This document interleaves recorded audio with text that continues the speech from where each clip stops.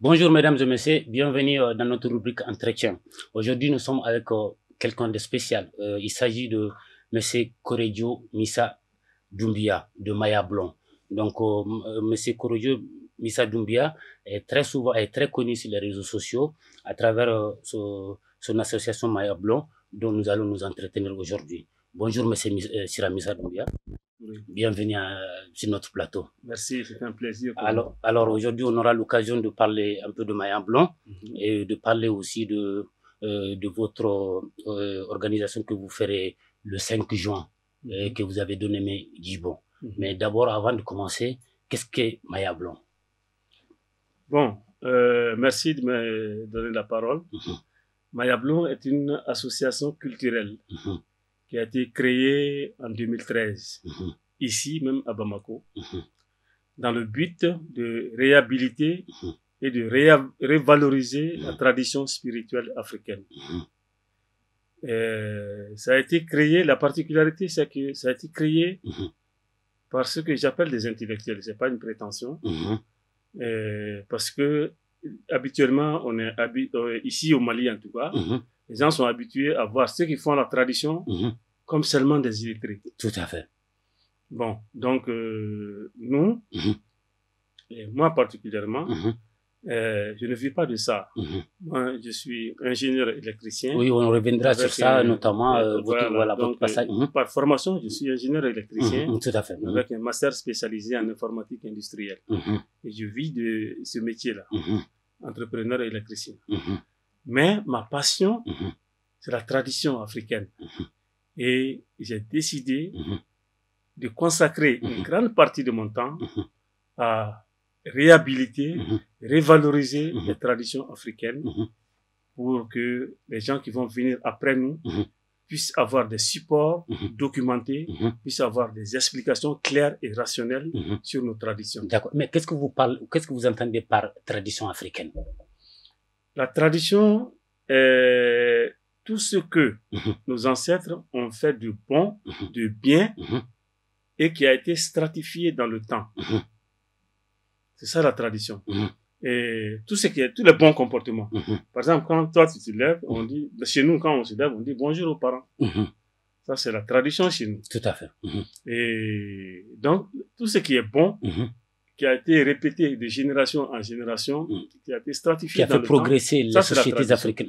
Et vous faites bien de poser la question, parce que les gens confondent la tradition et la culture.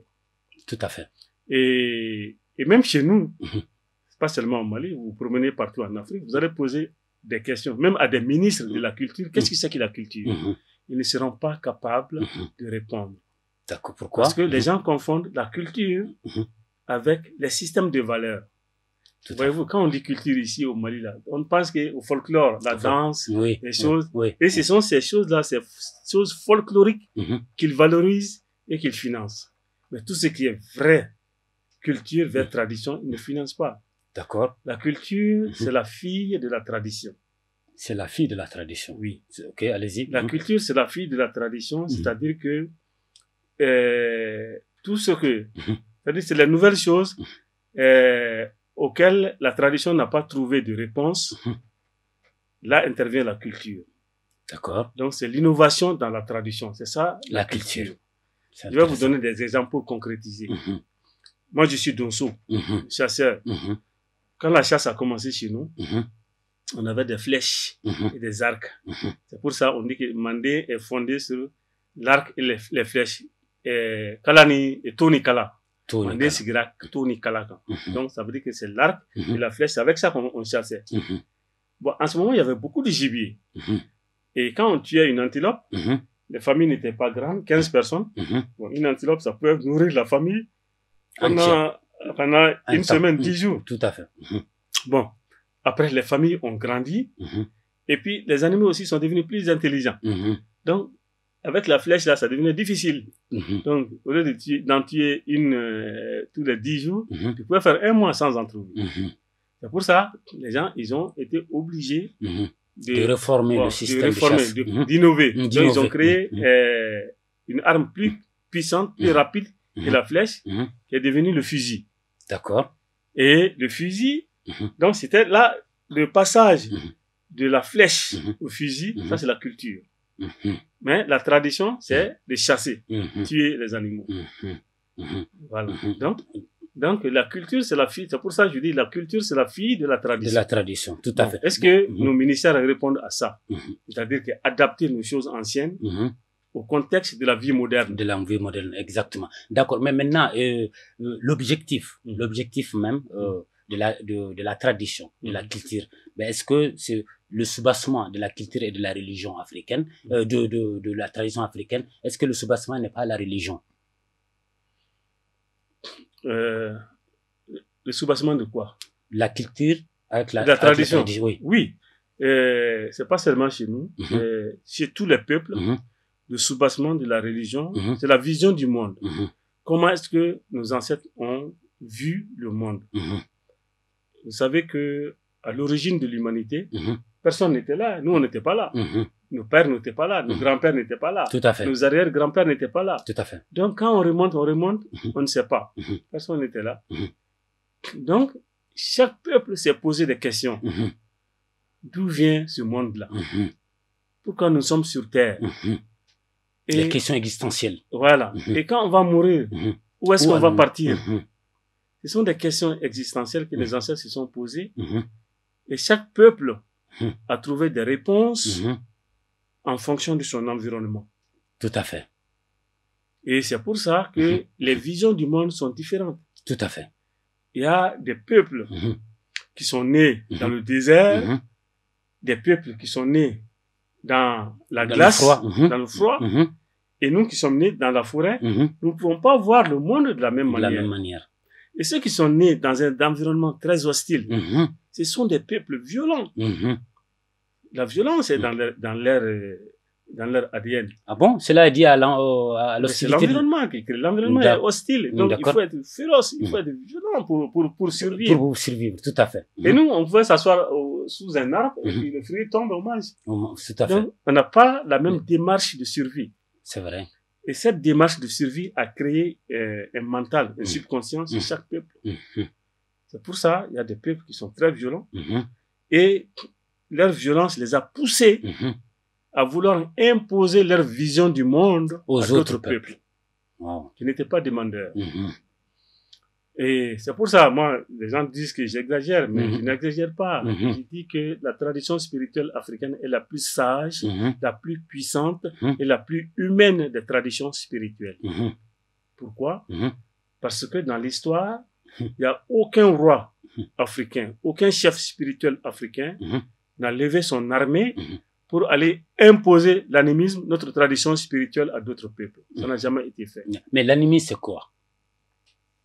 Bon, c'est un mot un peu péjoratif aujourd'hui, mais en réalité, c'est le mot le plus approprié dans la langue africaine et dans la langue française pour décrire la tradition spirituelle africaine. Ça veut dire que nous, on trouve une âme dans chaque chose. Les arbres ont une âme. Le praticien africain, avant d'abattre un arbre, avant d'enlever l'écorce, avant de cueillir des feuilles, il vient parler à l'arbre. Il dit des choses. Avant de tuer un animal, le donso, il doit ventiler le nyama, que les religions ont qualifié de péché ou de karma. Et même l'agriculteur, pour offenser, blesser la terre, doit prononcer des choses. Donc, ça veut dire que nous avons vu qu'il y a une âme dans chaque chose. Du monde phénoménal. Le vent a une âme. Le feu a une âme. Les pierres ont une âme. Mais quand on dit ça aux profanes, ils ont du mal à comprendre. Comprendre, tout à fait. Donc, qu'est-ce qu'il y a de plus sage que ça? Même avant de verser l'eau chaude par terre, on demande pardon aux esprits que nous ne voyons pas. Parce que tu peux brûler quelque chose sans t'en rendre compte. Tout à fait. Voilà la sagesse de la tradition spirituelle africaine. Que vous appelez l'animisme. Voilà, que les gens appellent communément animisme. Moi aussi, je suis d'accord avec le mot animisme. D'accord. Même si ce mot a été introduit la première fois par un anthropologue français. Français, oui, c'est vrai. Et ce qui fait que les gens disent que oh, bon, c'est un mot péjoratif. Ça peut être péjoratif, mais je ne trouve pas d'autres mots dans la langue française qui décrit mieux notre tradition spirituelle que ça. D'accord. Maintenant, depuis la création de votre association Maya Blond, qui a pour objectif de pouvoir concilier la tradition avec la modernité, si j'ai bien compris, parce que c'est une idée qui a été créée suivant une nécessité pour pouvoir d'abord faire une documentation et faire de la vulgarisation et surtout donner accès aux profanes par rapport à la spiritualité, à la sagesse africaine. Alors, l'objectif depuis la création jusqu'à aujourd'hui, qu'est-ce que vous avez entrepris dans ce sens-là? Là, je suis très heureux de vous dire que nous sommes malheureusement dans un pays qui ne comprend pas la démarche de Maya Blond. Maya Blond est une association qui veut vraiment revaloriser, réhabiliter les bonnes traditions africaines. Mais malheureusement, on n'a aucun soutien officiel. Et chaque fois qu'on organise des événements, nous sollicitons tous les ministères concernés. Mais aucun ne répond. Aucun de nos ministères. Et ils ont créé un ministère soi-disant des affaires religieuses et du culte. Mais moi, je dis que ce ministère, c'est le ministère des affaires musulmanes et des chrétiens. Parce que ce ministère ne s'est jamais intéressé à la tradition spirituelle africaine. Tout à fait. Nous, on organise 2 événements par an. Maya Blond organise 2 événements par an.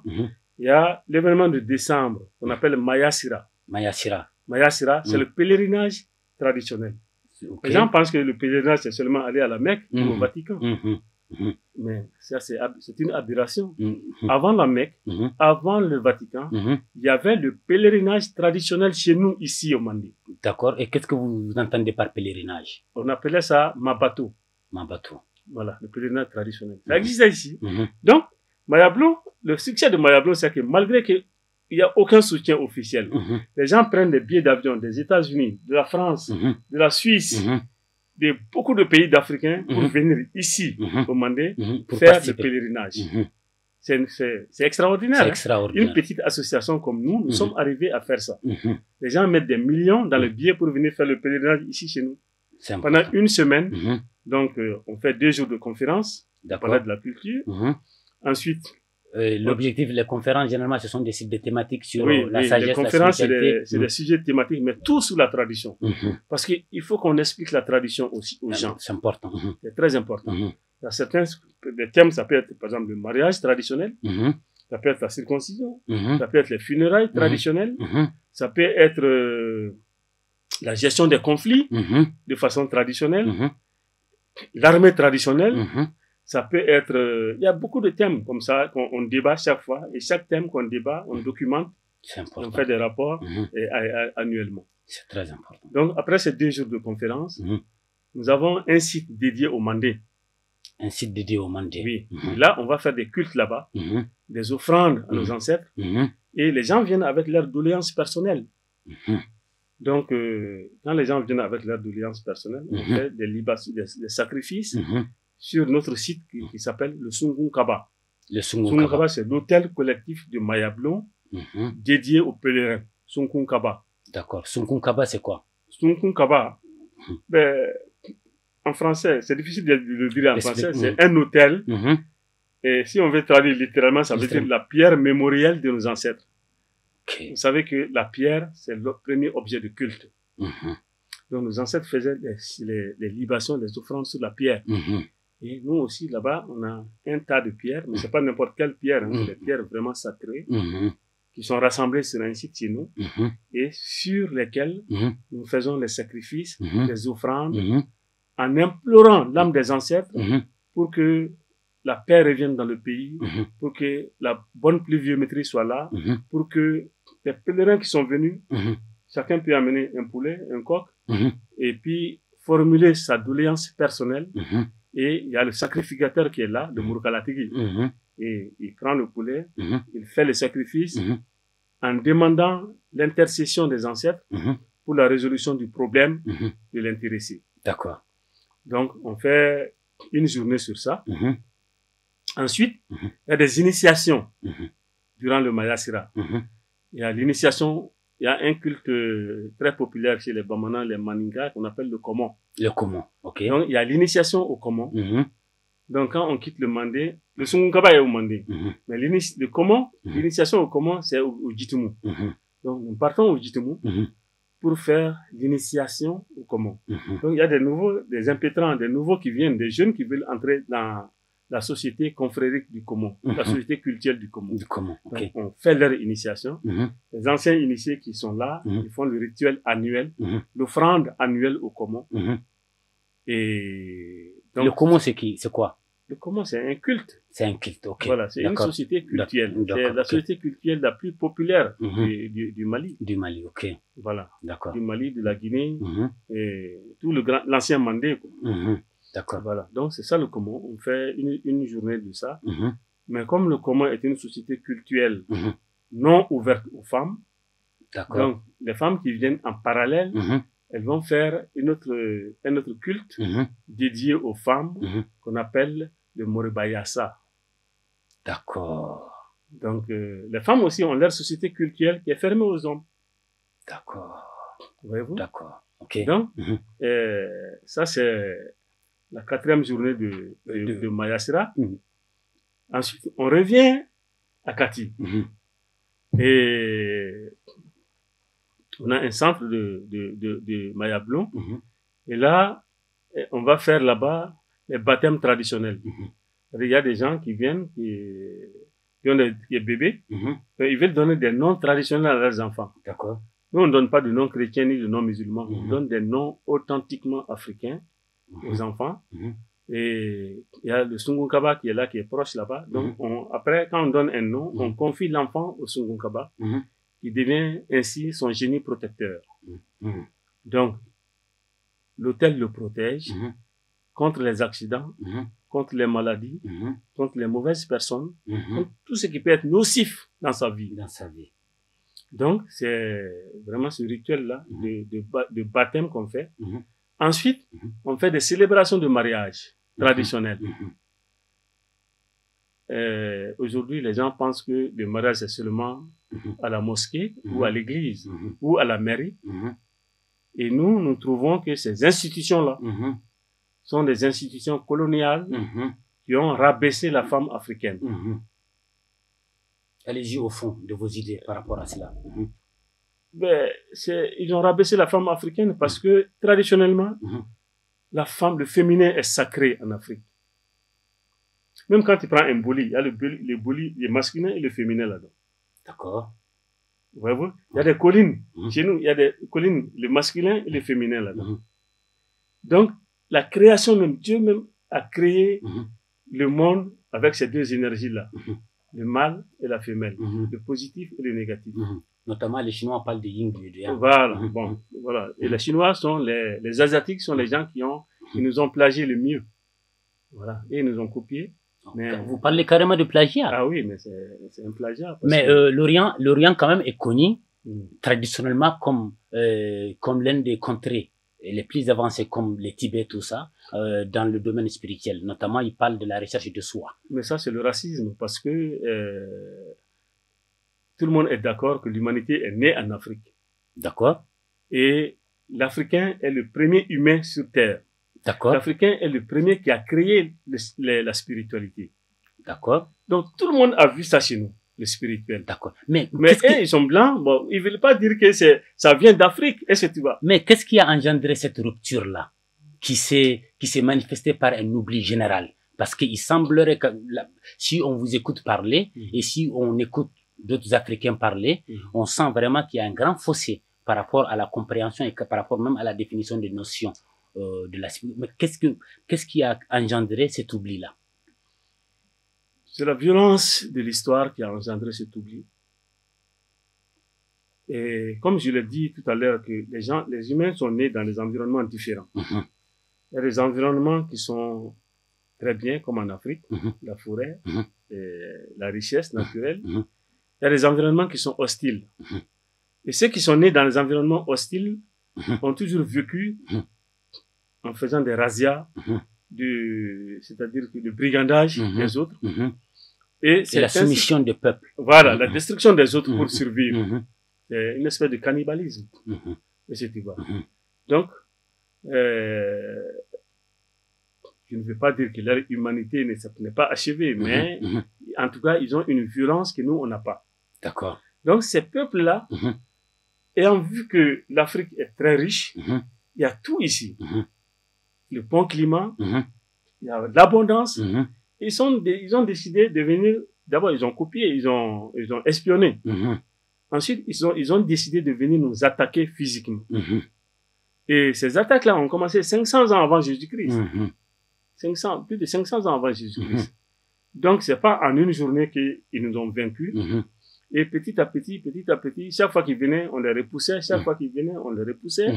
Et c'est ainsi que, à bout de souffle, finalement, ils sont mêlés. Ils ne lâchent pas. Voilà. Ils sont arrivés à nous vaincre. Et quand tu arrives à vaincre quelqu'un, tu imposes ta façon de faire. Et donc, leur première tâche était d'abord de voler nos savoirs. Tout ce que nous avions comme savoir, comme connaissance. Ils ont détruit nos bibliothèques. Ils ont tué nos grands savants. Et ils ont diabolisé d'autres. Même aujourd'hui, par ignorance, les femmes savantes chez nous, là, on les appelle soubara, les sorcières. Ah bon? Ah oui. Ok. Donc, et puis on les maltraite dans certains villages. C'est que nous appelons sorcières. Oui. Vous les appelez? Mais c'est les femmes savantes. Expliquez-nous, monsieur. Vous allez appeler nos savants des sorciers. Et quand c'est les blancs, on les appelle c'est les savants. Chez nous, on va dire c'est des sorciers. Voyez-vous, ça c'est le mépris de soi qu'ils ont inculqué dans notre mental. C'est l'aliénation. Voilà, l'aliénation mentale, l'aliénation culturelle. Et ça frôle l'idiotie. Hein? Ça frôle l'idiotie. Non, c'est dommage. Mais regardez, nos savants là, c'est terre à terre. Tu vas voir un petit praticien là, chez nous, là, au village. Tu amènes avec ta maladie. Il te diagnostique. Il va te prescrire la plante que tu dois faire bouillir, boire, traiter ta maladie. Ensuite, il va encore tracer dans le sable. Qu'est-ce qui a provoqué la maladie? Mais ça, c'est un savant. C'est un savant. Tu vas voir les médecins, un médecin bac plus 25, qu'est-ce qu'il connaît? Il va prendre un papier, il va remplir souvent avec des médicaments qui se contredisent. Et il ne connaît que ça. Tout à fait. Donc, il fait la mécanique médicale occidentale. Tout à fait. Tu vas prendre un pharmacien. Qu'est-ce que le pharmacien connaît chez nous? Il a fait le bac plus 6 ans d'études, mais il va s'asseoir dans une boutique juste pour présenter des boîtes. Wow. Il ne peut pas concevoir un seul médicament pour traiter le palu ou bien la démangeaison. Est-ce que ça, c'est l'étude? Non, c'est pas éthique. Pourtant, ceux qui ont cette connaissance-là, on les traite de sorciers, ils sont méprisés. Et ces pharmaciens ont encore le culot de dire que les produits traditionnels ne doivent pas être vendus en pharmacie. C'est catastrophique. Mais ça, c'est le mépris de soi, c'est l'ignorance à l'extrême. Donc nous, on tue nos savants et on met les savants des autres devant. Voyez-vous?